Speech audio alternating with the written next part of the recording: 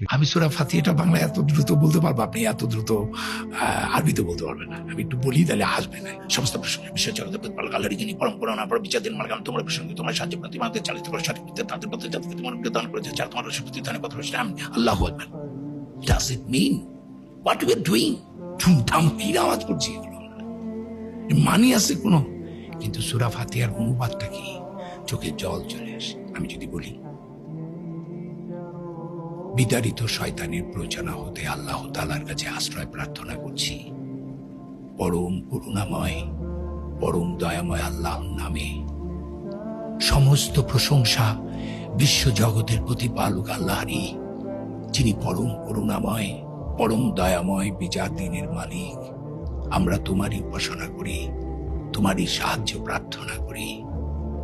তুমি আমাদেরকে চালিত করো সঠিক পথে, তাদের পথে যাদেরকে তুমি অনুগ্রহ দান করেছ, যারা তোমার রোষে পতিত হয়নি, পথভ্রষ্ট হয়নি। আমিন। আলহামদুলিল্লাহ। আউযু বিল্লাহি মিনাশ শাইতানির রাজীম। বিসমিল্লাহির রহমানির রহিম।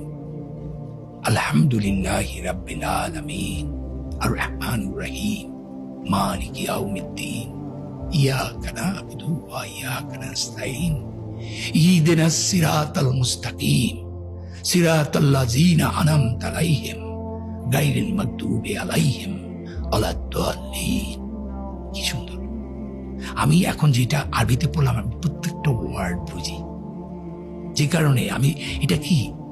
এবং দেখেন সূরা ফাতিহাটা আমার দিয়ে বলা আছে, আমি নাই। আমার মানে হচ্ছে আমি আল্লাহর নবীর উম্মত হিসাবে সমগ্র মুসলমানদের প্রতিনিধিত্ব করে কিন্তু মুসলমানদের হয়ে কিন্তু আল্লাহর কাছে প্রার্থনা করছি। সো সূরা ফাতিহাটা যদি না বুঝি, আমি আমার যেটা মনে হয় ভালো অনুবাদগুলো মুখস্থ করা উচিত।